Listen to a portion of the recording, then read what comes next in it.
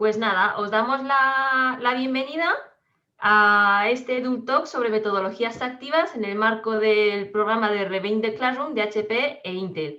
Concretamente, hoy vamos a hablar de aprendizaje y servicio. Yo soy Elisa, formadora y parte del equipo de Grupo AE y HP Ambassador, y la que va a presentar este EDU Talk va a ser mi compañera Fátima, que también es formadora, asesora, HP Education Ambassador. Bienvenida, Fátima, y todo tuyo. Gracias. Pues bien, hoy vamos a hablar, como ha dicho Elisa, de aprendizaje-servicio. En la agenda del EduTalk de hoy vamos a ver qué es el aprendizaje-servicio, cuáles son sus características principales, el rol del docente y el alumno, y cuál es la secuencia didáctica del aprendizaje-servicio y cómo trasladar esa secuencia didáctica en un aula RTC. Bien, el aprendizaje-servicio es una metodología de carácter pedagógico y social que principalmente promueve la adquisición de las competencias y valores mediante la creación y participación de proyectos para la comunidad. Por lo tanto, lo que quiere hacer es conectar una acción solidaria con la enseñanza del currículo. Por lo tanto, los objetivos pedagógicos se adquieren mediante ese servicio que se va a ofrecer a la comunidad. Consiste en detectar una necesidad real, proponer un servicio, como estamos diciendo, y que todo ese proceso pues, suponga un aprendizaje para todas aquellas personas que hayan participado. Lo que hace es poner el foco en formar ciudadanos que sepan dar respuesta a las necesidades concretas de su entorno. Esta es una imagen muy característica del aprendizaje-servicio que recalca la conexión entre el aprendizaje y el servicio, es decir, no puede haber servicio sin aprendizaje ni aprendizaje sin servicio, están conectados. Las características del aprendizaje-servicio consisten en situar a los estudiantes como ciudadanos del presente, lo que adquiere, de forma que adquieren la responsabilidad que les corresponde en la sociedad. De esta forma dejan de ser los adultos del futuro para situarse en el presente, con la implicación que eso conlleva. Se trata de un aprendizaje intencional, planificado y sistematizado. Hay siempre unos objetivos pedagógicos que se quieren cumplir. Por otro lado, favorece la conciencia, el compromiso y la implicación en las problemáticas sociales mediante la práctica de proyectos solidarios, como puede ser la cooperación al desarrollo, el cuidado del medio ambiente o la inclusión social, entre otras muchas. Siempre parte de una necesidad real que requiere una respuesta ofrecida en forma de servicio que van a ofrecer los alumnos que participan en el proyecto. Además, estimula el trabajo en red con otras instituciones y organizaciones del mismo ecosistema, de la misma comunidad, ya que ese servicio se otorga en el entorno en el que se encuentran, para favorecer la cohesión social. Pone en valor el sentido social de la educación, es decir, no nos centramos únicamente en la adquisición de conocimientos, sino en la implicación y su responsabilidad social que tenemos todos los participantes de la comunidad educativa en nuestra sociedad. Además, todo esto conlleva que se favorezca la visión positiva de la infancia y la juventud, como sujetos comprometidos en la sociedad. Y algunas de las actividades que componen son la sensibilización, la defensa, el apoyo a personas en situación de vulnerabilidad o la creación y difusión de recursos que sirvan de ayuda para diferentes entidades. En esta metodología, el docente adquiere un papel de líder en el proceso educativo. Esto significa que apoya y acompaña a los alumnos en todo el proceso de enseñanza y aprendizaje. Para ello, elabora y planifica el proyecto en el que se determinan cuáles son los objetivos pedagógicos y la necesidad concreta a la que se quiere dar respuesta. Además, promueve el compromiso e implicación del alumnado para que el proyecto pueda salir adelante y es el responsable de la gestión del servicio, es decir, de quien va a contactar con las entidades a las entidades del entorno a las que se vaya a ofrecer el servicio o con cualquier persona implicada en el proyecto. En este caso, el estudiante pasa a ser un sujeto activo en la sociedad, lo que implica que tenga que participar e involucrarse en la planificación y ejecución del servicio. Es decir, ellos son parte esencial de esta metodología. Para llevarlo a cabo, coopera con los demás agentes implicados en la consecución del proyecto. Es decir, tienen un papel fundamental en todo el proceso de enseñanza y aprendizaje. La secuencia didáctica de la metodología de aprendizaje-servicio se compone por 5 elementos clave, que pasan desde la motivación, el diagnóstico, la planificación, la ejecución y para finalizar con el cierre y celebración. En la fase de motivación se definen los objetivos pedagógicos y el contexto de aprendizaje. También se determina cuál es la necesidad que se va a atender y se establece y se presenta a los estudiantes todo esto que he comentado. Para mostrar cuál es la secuencia didáctica del aprendizaje-servicio, voy a poner un ejemplo de un proyecto que se podría llevar a cabo con esta metodología, en el que los objetivos de aprendizaje serían la enseñanza de la historia de España para alumnos de cuarto de la ESO y la necesidad que se quiere cubrir es la soledad, o la posible soledad de las personas mayores en residencias. Entonces, este va a ser la temática que va a servir como hilo conductor.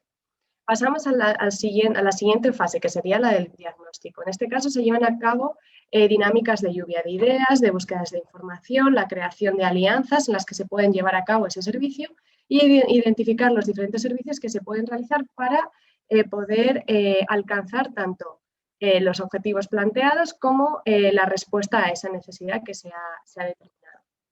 En la fase de diagnóstico del ejemplo que he puesto, se realizaría la búsqueda de residencias de la zona, lluvia de ideas de acciones que se pueden llevar a cabo y una identificación de todos aquellos servicios que se pueden realizar para ya llegar al punto de planificación. En este caso ya se concreta el proyecto final y se definen todas las acciones que se va a realizar, en la que también se definen cuáles son los recursos y temporalización del proyecto, del servicio en este caso.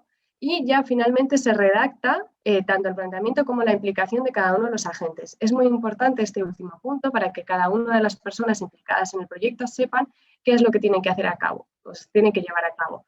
Al ser un proyecto con implicación en otras personas, es muy importante que cada uno se haga responsable de sus acciones y de sus. En este caso, en el ejemplo que estaba poniendo, en la fase de planificación se define cuál va a ser el proyecto. En este caso serían sesiones virtuales del alumno con una persona mayor en el que le va a contar su experiencia en la historia de España, pues en la guerra civil y en los demás acontecimientos en los que haya vivido. De esta forma, después se trabajarían ya los conocimientos curriculares propios de esa temática. Y por otro lado, además, pues se suple esa posible soledad en las personas mayores al tener un momento de acompañamiento y además se trabaja la competencia digital de las personas mayores en residencias, puesto que son aprendizajes muy útiles en el momento en el que estamos viviendo. Ya pasamos a la fase de ejecución en el que se pone en marcha el proyecto. Se realiza el contacto directo con las personas a las que va dirigido. En este caso ya se establecen esas videollamadas, ya toda la parte de planificación se ha realizado previamente. En este caso ya se facilita un dispositivo a cada una de las personas que van a participar y se llevan a cabo esas reuniones, esas charlas en las que se va a tener como temática principal la historia de España.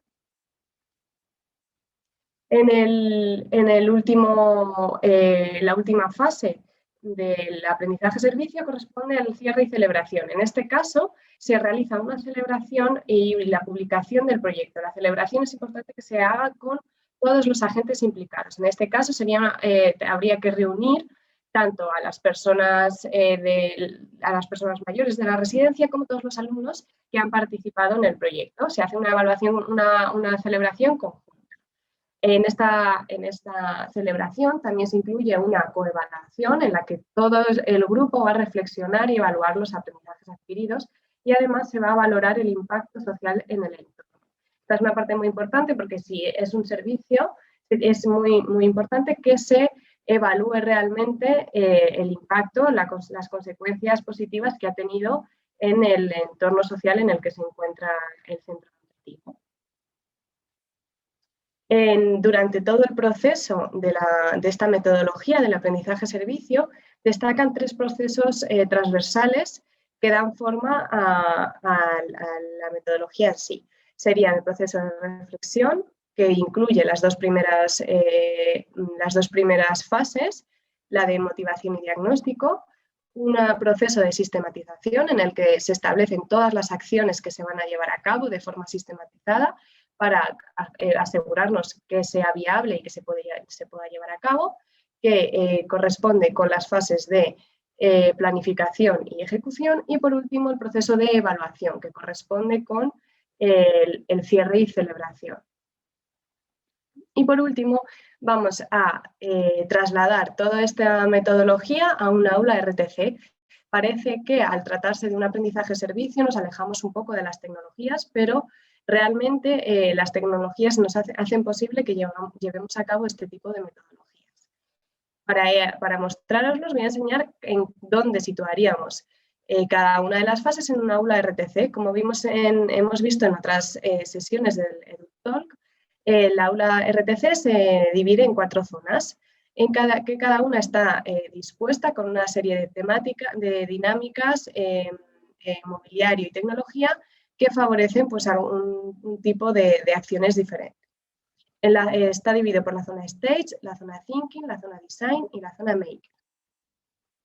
Vamos a iniciar la secuencia por la fase de motivación, que la vamos a llevar a cabo en la zona Stage, que como hemos visto antes, la fase de motivación es en la que se muestra a los estudiantes cuáles van a ser los objetivos pedagógicos y la necesidad que se quiere cumplir. Esta fase es importante que todos los alumnos estén en modo asamblea para ver mediante un proyector pues, toda aquella información que el docente quiere transmitir. Pasamos a la fase de diagnóstico, que la vamos a llevar a cabo en la zona Thinking, porque va a ser el proceso de lluvia de ideas, de búsqueda de información, de reflexión tanto individual y grupal, que nos va a permitir poder llevar a cabo el proyecto. Entonces, en ese caso pasamos a la fase de planificación en la zona Design. Es en la que, como hemos visto, ya concretamos y redactamos el proyecto, el servicio que vamos a llevar a cabo. Entonces, es un proceso pues esto de diseño que llevaremos a cabo en esta zona.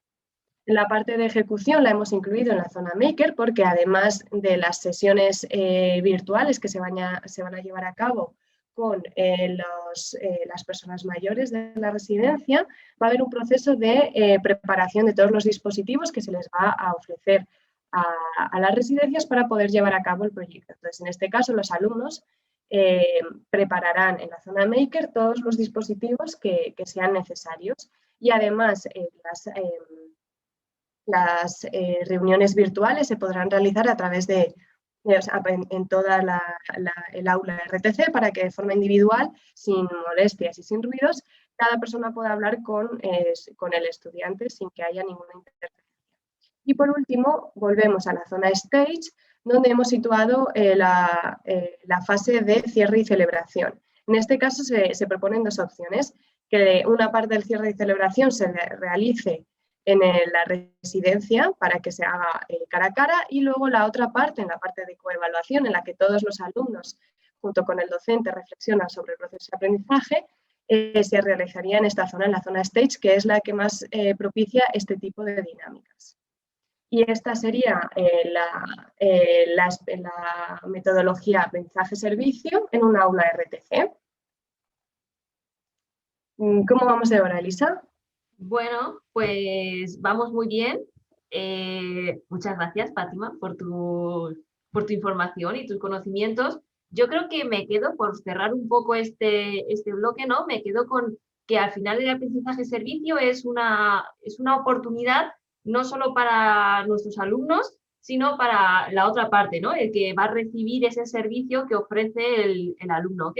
Entonces, al final es algo con lo que aprendemos por 2 vías, ¿no? Y al fin y al cabo creo que es un proyecto muy bonito y además incluirlo con el aula RTC nos ayuda a viajar, ¿no? Como pone aquí, el viaje hacia la transformación nos ayuda a llegar a un futuro que casi ya es presente, ¿no? Totalmente. Bueno, pues muchísimas gracias, Fátima, por tu tiempo y tu explicación y hasta la próxima. Adiós.